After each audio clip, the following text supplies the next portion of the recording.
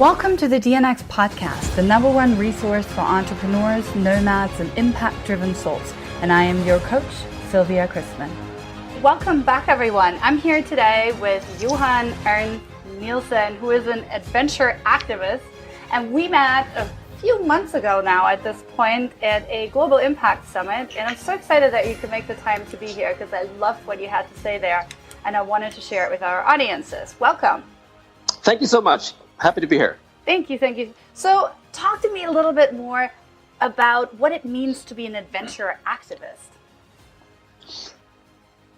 Well, it all started as a more of an ego journey in terms of like when I started my first adventures, it was only for me. I'm climbing Everest, I'm doing this, I'm kayaking from Stockholm to Africa, I'm, crossing Greenland. All these adventures was based on me, myself, and I. But it felt a little bit empty after a while because I felt there were so many places around the world that needed attention, help, financing or structure in terms of organizations. But also, it was so many things that I did that I knew other people could do as well. So I started to combine my adventures with philanthropy. I started to combine them with activism in terms of climbing a mountain and cleaning it up from garbage. Taking a boy in a wheelchair up to a summit, or helping blind kids into Amazon jungle with a poet explaining the poetry behind the adventure. So all these things were based on me using the adventure to make it more interesting in terms of exploration, and then the activism is to do good. So that's how it all started. And it's been many years now. I started in '94. And I've done 169 countries and 52 expeditions. So it's been going on for quite some time. But I started with adventure activism more around 2000. I did my first film about climate change in '97. But then it took a few years for me to get back to that, to understand what it really meant, So it's been an ongoing journey. And now only thing that I do is just traveling around with organizations and building up, schools, monasteries, doing anti-poaching projects. And so that's what I do right now. That's pretty impressive. So if you had to pick one of your expeditions, which one was your favorite and why? I would say the most important expedition at the time was to climb the 7 summits, the highest point on all the 7 continents. Mm-hmm. But if you take the most important expedition for me, it was when a boy called me up and said, listen, I've got cancer from my spine and down, and I cannot, walk. I'm in a wheelchair. And he said, I want you to coach me. I said, yeah, I coach you one condition. We will start on the summit of Sweden. He said, well, I'm in a wheelchair. Well, that's not my problem, is it? I said, well, I'm going to start coaching on the summit of this mountain. If you want my coaching, that's where I'll be. But how am I going to get up? I'm in a wheelchair. Well, you have arms, right? Don't come with excuses. So I made him crawl, and we were out for a week. And after a long time of crawling, sitting on the summit, I had a wheelchair on my back, 40 kilos of wheelchair and stuff on my back. And we came up to the summit with the snow and ice and everything. And I sat him there in the wheelchair, and he was sitting there and said, Johan, we finally reached the summit. Can we start the coaching now? And I said, that was the coaching. So meaning that people keep using this word impossible so much, saying that it's impossible. I could never do that. But impossible is just a word for something that we cannot explain. Impossible is a word for something that hasn't been done yet. For example, for many years, it was impossible to run faster than 10 seconds in 100 meters. Then somebody did. And guess what? The impossible became possible because right now everybody's doing it. But somebody needed to make way, and just make a change. So I think that it's been very important for me during the years to understand that impossible is just a play with words. It's actually like I'm possible, if you just put a dot between the I and the M. So it's more of a mindset, because nothing is really impossible. I mean, everything is possible. The impossible just takes more time. So for me, it's been interesting to use the word impossible to prove also that if I can do this, anybody can do it. But what happened in the adventure world, people come and be, no, please, don't say this because I'm giving this lecture about how hard it is to climb Mount Everest. I'm like, that's bullshit. Everybody can climb Mount Everest. No, don't say that. Because I'm building up my whole structure, how hard it is. Yeah, right. But listen, with training, with focusing, with everything, everybody can do it. but I'm ruining this guy's lecture because he's building up that I did something that nobody else can do. But that's not true. So it takes away the whole like heroism regarding what I'm doing, but it gives it more in a light of more honesty, because I believe that if I can do these things, anybody can do it. The question is just, how do you structure it? How do you find the motivation? What do you think about when you're going to turn around at 8,000 meters on Everest? How do you continue? So all these things are questions that I work with in my lectures and my coaching. So it's all been based on one thing, that all these things that we think are impossible, it's possible. It's just that we haven't figured out how it works yet. Right. Yeah. What's the most impossible expedition or thing that you've done for yourself? I would say that the one that I doubted the most, that was hardest for me, was called Pole to Pole. It was the first and only journey between the North Pole and the South Pole. So I started on the North Pole, and this was 2010, I think. I started on the North Pole.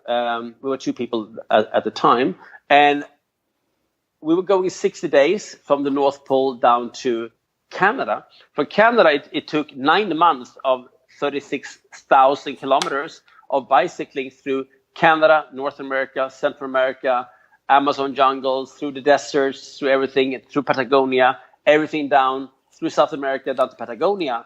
And then I was working my way with the sailboat over to Antarctica, and then 2,400 kilometers of kite surfing over the ice to the South Pole. So that took 525 days. I do not recommend that.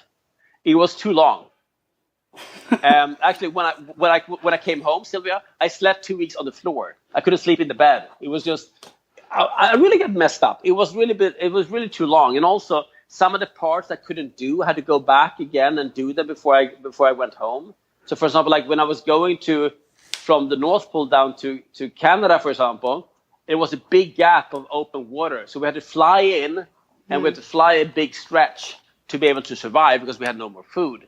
But then it was very irritating because I knew when I was bicycling down after the South Pole, I have to go back again and have to do that last gap. Right. So which means, did I do it in one stretch? No, I didn't. Did I do all the stretches? Yes. So that's also like you have to learn how to be flexible, because I was kayaking from Stockholm to Africa many years ago, and then I wrote this list, things that will happen when you kayak to Africa from Sweden. So then one day outside Marbella, outside Puerto Banús, I feel that the kayak is moving, and I turn around and I see a shark biting in my kayak. Oh, that was not on the list. Right. Oh, no. No, that was not on the list, Sylvia. It was a lot of things on the list. That was not on the list. So then I realized that, listen, you cannot foresee everything that will happen. So you have to learn how to be flexible. You have to learn how to adjust to the situations. So every time I'm out on an adventure, if I bring people, I tell, like, have you thought about everything? Yeah, everything. Have you thought about a meteorite coming from the sky hitting your head? No. Then you haven't thought about everything. Because everything can happen during an adventure. Everything can happen in life. Mm-hmm. One day, bang, your loved one break up because they meet somebody else. Bang, everything changes. You get fired. Or you get a new job, but it's in a different country. Everything will change the whole time. It's an ecosystem of change, everything we do. We just have to learn how to be flexible and adjust to the situation. So that's something that I learned over the years doing adventures. Because no matter what I do, I can never foresee what's going to happen. I can just adjust to the problems and then just try to make, the suffering as little as possible. Yeah, that's so true.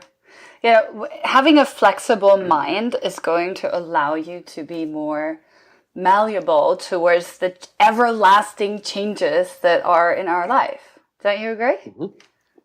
I do agree. Yeah. Yeah. I mean, one thing that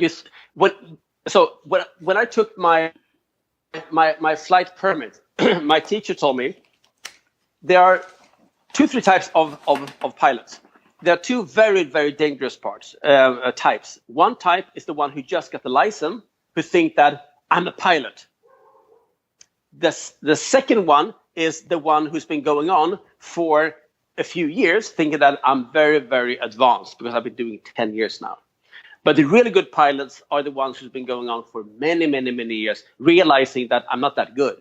I have to be careful because things happen to other people. It might happen to me as well. So over the years, I became more, I wouldn't say humble, but a bit more respectful to the situations that can occur. I have all the respect in the world for a mountain like Kilimanjaro, even though I climbed Mount Everest. I've been to Kilimanjaro 20 times. 2 or 3 times I didn't make the summit. Oh, that's how is that possible? You climbed Mount Everest. Yeah, but sometimes you get sick.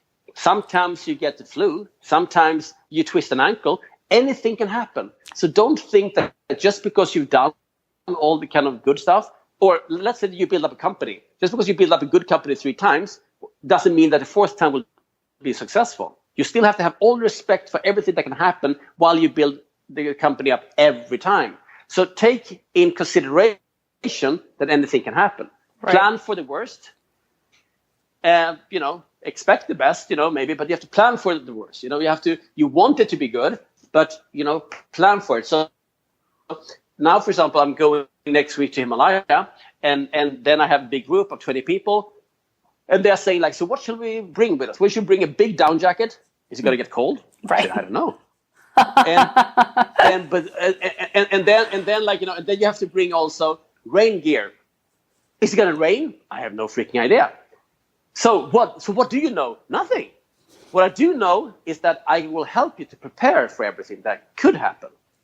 But I cannot tell you what the weather is going to be. I can tell you that we have picked the best time of the year for you to go to that region. And I can say that I'm one of the best guides that you will have with you, helping you to take all the decisions. But I cannot guarantee if you will feel good or bad. I cannot guarantee if you will get altitude mountain sickness. I cannot guarantee if the weather is going to be good or bad. I can guarantee that according to my 20 years of traveling through Himalaya, this is a good time to be. Right. And what are the responses that you get when you say that? Well, first they think like, this guy has no idea what he's talking about. Mm-hmm. Afterwards, they say, I get the point. Right. So because people want everything to be, people are so living inside a box. People are saying that, yeah, but I want to know if it's raining because I need to know if I'm going to have the rain gear. Well, what I will help you to pack your bag in a way that you will reach the most essential and important things first in your backpack. So, for example, if you would go alone, you would put the rain gear under the down jacket, so which means when it starts heavily raining, which it does in the lower part of Himalaya because it's like jungle, then you will take out the down jacket that will get wet. Meanwhile, you try to put on the rain gear that was in the bottom of the backpack, and then you will put it back again, and the down jacket will be soft and cold and wet during the time. So all these things I've learned over the years. So I help them to adjust to these things, but I can never say what's going to happen. And I'm very precise with that. For example, one time I had a group of Kilimanjaro, and this was a big issue, and it's still a big issue with some of the guys. It was 10, 15 people, and they have never ever been on any, they never slept in a tent before. They're totally green in this field. So they all rely on me and my judgment. So we come up to 5,000 meters of summit day. We're going to go up to the summit. Mm-hmm. And I feel that they haven't really put on they have good gear, but it's good gear based on what it is now. So when we were coming up to 5,000 meters, it was a big, storm cloud, dark black cloud coming in. And it was moving pretty fast. And after 20 times climbing the mountain, I can kind of see where this is going, right? So I tell the crew that, that the whole team, we have to go down. And they say, well, we have 4 more hours to the summit. Yeah, but 4 more hours to the summit means that 5-6 hours maybe going down. Well, we will go down faster because it's downhill. Yes, but we have to think about what if somebody twists an ankle? What if somebody feels bad? Yeah, but they're not. No, but I have to adjust to the mountain and to the cloud coming in and foreseeing that you might be sick coming down from the summit, because we don't know. And if you do that, then we will get in this cloud, and it will be a little bit dangerous for you to go down because it's going to be very bad weather. So we go down right now. So they all were a little bit pissed because, they wanted to reach the summit. And I said, yes, but according to my knowledge, we have to go down. You know what happened? The cloud turned around. So they didn't come any bad weather. And they say, you see, now it's your fault. No, it was still the right decision.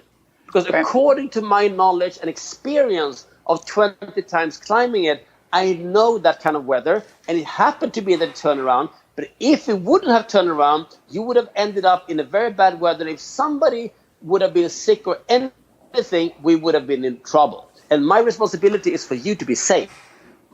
That's the number one. So that's still a little bit of an issue with some of the guys. Some of the guys said, I understand. Some of the guys said that, it's your fault we didn't reach the summit. But I'm still, standing up for, my decision, because I think that they have to listen to my experience. Otherwise, I shouldn't be there with them. You get my point? Yeah, 100%. Totally get your point.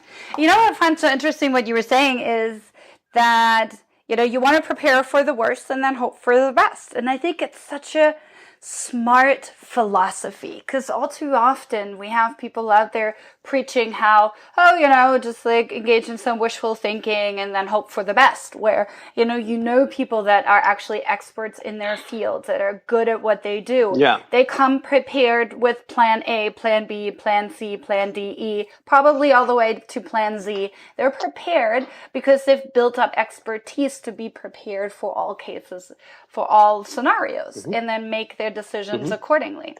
Time and time again, I see that, and it's such bad advice to assume that make like a vague plan and then hope for the best, because it's most likely not going to get you anywhere. It's most likely going to get you into trouble.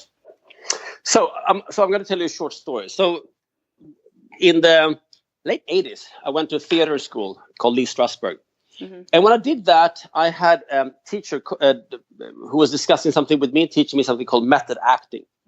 So method acting is basically, so for example, for me at that time, I had a cup of tea in my hand, hot cup of tea.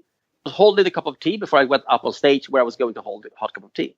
Then they took away the cup, they took away the tea, they took away everything. And I was still going to have that cup of tea in my hand, like pantomime, just holding it and drinking it, pretending to have it. The reason why we did that was that the next step was, for example, think about something really sad, like, a funeral, something really bad, and you bring those tears of feeling or laughter, whatever, to the situation where you are going to use it, right? So if I was going up on stage, I used method acting for like crying, if it was crying, laughing, or it was laughing. Because I bring up this funny joke that somebody said 10 years ago. And I bring up that thing. So that's my thing. That's my thought, right? So on the adventure, like, for example, like climbing Mount Everest, I cannot be at 8,000 meters in minus 50, stopping there thinking like, hey, wonder why I'm here. I don't have time, and I would probably die if I do those kind of thinking, because I need to focus. I need to know exactly why I'm here. So I use method acting into the adventure, meaning that before going on the adventure, I think about the reason why I will climb Mount Everest. Okay, is it fame, fortune, love, religion, philosophy, nature? Whatever it is, we all have our different reasons why we do what we do. But the main question is, why do you do exactly this right now? So I took that feeling over 1 year of practicing and training, and I brought the method acting into the adventure. So when I'm up at 8,000 meters, and I can assure you, Sylvia, I want to give up, because I've been 52 hours without sleeping, climbing the freaking mountain, and then I want to turn around, but then, bang, bring back the feeling. Why am I doing this? Oh, I remember the feeling. That feeling brings me forward. Right. Wow. Yeah, that is so powerful. That's such a really, I'm just mesmerized by the stories that it's such a powerful analogy that you have to know where you're going based on what you memorized. Yeah. Well, the why is so important. People are saying, so for example, like, last time I was in Himalaya now, there was one guy who was very athletic, and he was like, oh, I can go faster than this. And I come with the magic question, why? Well, because, this is boring. No, that's not what I asked. Why are you going faster than we are? No, because, and it turned out to be that because he is faster. But that's not the thing. The thing is that to acclimatize on the mountain, you need to walk slow. But he said, yeah, but I can walk faster. Yeah, but should you walk faster? I know that you can walk faster, but should you? And what's the benefit from doing that? So the why is so important. Like, I have a relationship with somebody. Why am I doing that? Why am I dating this person? I'm working with this thing. I'm living in this city. Why? Because people are moving so fast in all kind of directions without knowing really what they're doing. The society, like the marketing department, the brands, everything tells you what to do. But the question is, what makes you happy? Why are you doing what you are doing? And the why was something I was struggling with for many years until I became an adventure activist from Explorer. Because at the time I was doing an adventure and I was showing that, look how good I am. I'm doing this. And there was like, oh, you're so good. You're so good. Yeah, but then I felt like, wait a minute, the other people can do this. I'm lying. So then I started more and more to say that I'm doing this. You know what? You can also do this. Then it started to have a purpose. So the why for me became very important to move forward.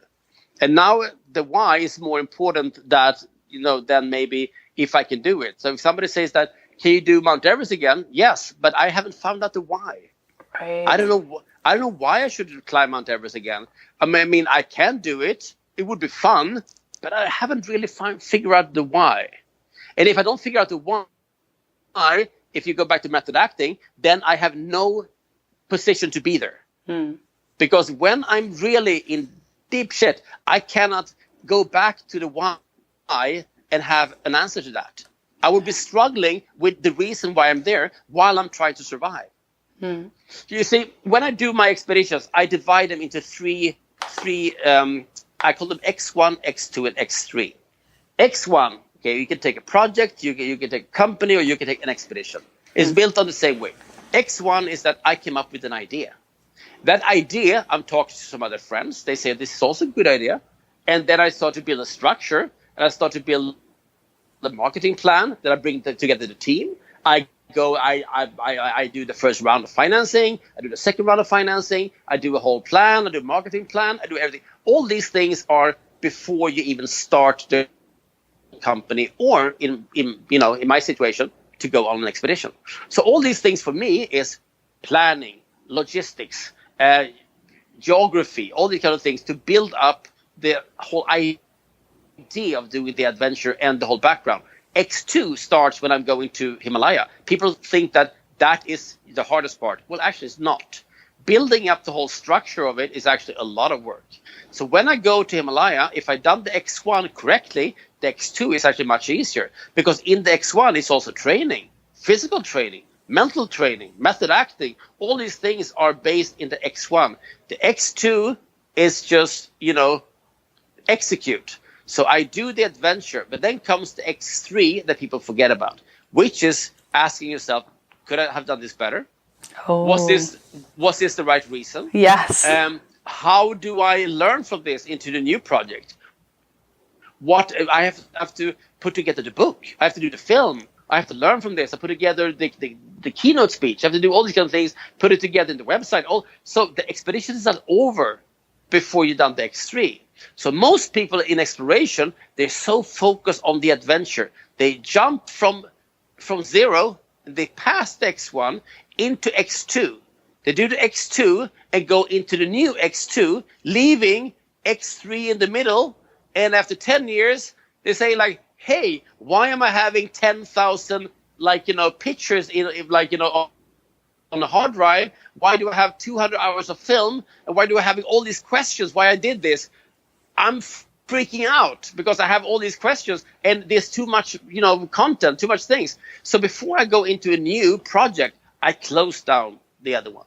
Right. So for example, if I have a bad relationship and we break up, I ask myself, before I go into the new one, what happened? Right.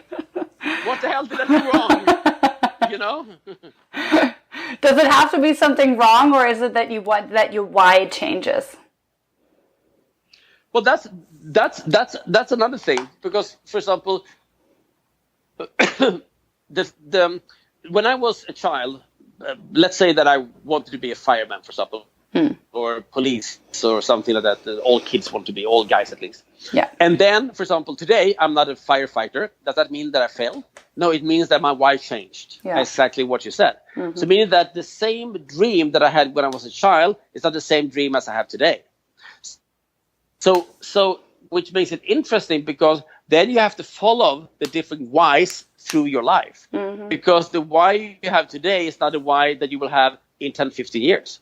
So, for example, it's pretty interesting also to write down every now and then what is your dreams today, and then you look at them, in 10 years, and some might be the same, and the older you get, the more structured your dreams will be. But if you're 10 years old, I can assure you that the dreams you have is not the same as you have today. No. If you're not like some kind of super violin player who is like training 15 hours a day, so that's the only thing you do your whole life. There are people like that also. But for me, for example, the dreams I had when I grew up is not the dreams that I have now.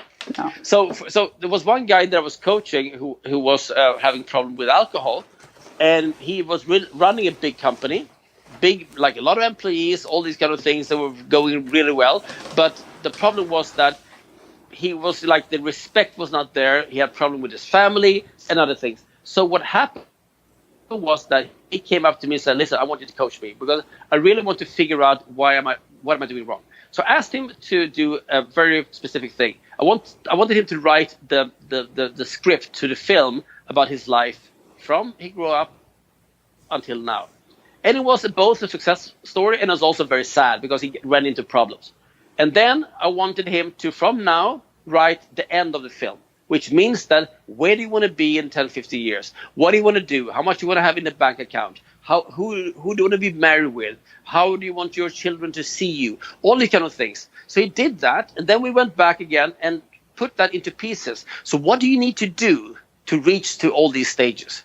And it came down to number one, stop drinking. But he didn't understand that until we took that dream and structured the dream into small pieces, where he understood that everything has to start with one single thing. Stop drinking, then comes the next step.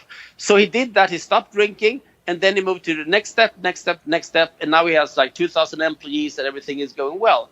But I didn't do it for him. I just told him what I thought would be a good way of seeing his life, because I wanted a very tough reminder of his life until now, which was tough for him to see and realize. And then I wanted him to have a dream about the future, and I wanted him to put that into pieces and see what you need to do to reach that dream. So the why changes with time. Yeah. Yes, absolutely. So if somebody wants to define their why, what's the number one thing you want to recommend to them, and where they can start before you leave us? One thing that's very important is that sometimes at lectures, people come up to me and say, listen, Johan, I have a big problem. I don't know the why. Well, in that case, your main focus right now must be to find the why. Because if you don't have the why, you're walking around and you're just following other people's, dreams and things. And my dad wanted me to do this, or there was this cool guy in school and he wanted to be a lawyer. So now I'm also a lawyer. So why are you a lawyer? I don't know. So try to find out the why. That is the most important thing, because I wasn't that happy, even though I was successful in my adventures during many years. I became happy when I realized the why. When I realized that, that we are meant to be here to make a change, to inspire other people and to make every day a little bit better than yesterday. If we can do that a little bit, I'm not saying changing everything. If we can just be a little bit more plus than minus, we are developing, and that's a part of evolution. And if you don't know the why, sit down and write down exactly everything in your life and try to figure out what is my dream and how should I get there. I think that's the most important. Amazing. Thank you so much for being here today. I know you gave us so much valuable information. We're going to put the links below on how to follow you and how to find you. And thanks again for making the time. Thank you, Silvia. Thank you so much for tuning in and listening. I hope you enjoyed it. Before I leave you, I want to invite you into my world. Join us at the DNX Festival in September in Lisbon. If you go to our website and use the promo code podcast50, you get an extra 50 euros off your ticket. And subscribe to this channel and leave us a review if you can. We will review these frequently, and you can leave us a question that we will answer live online. Until next time.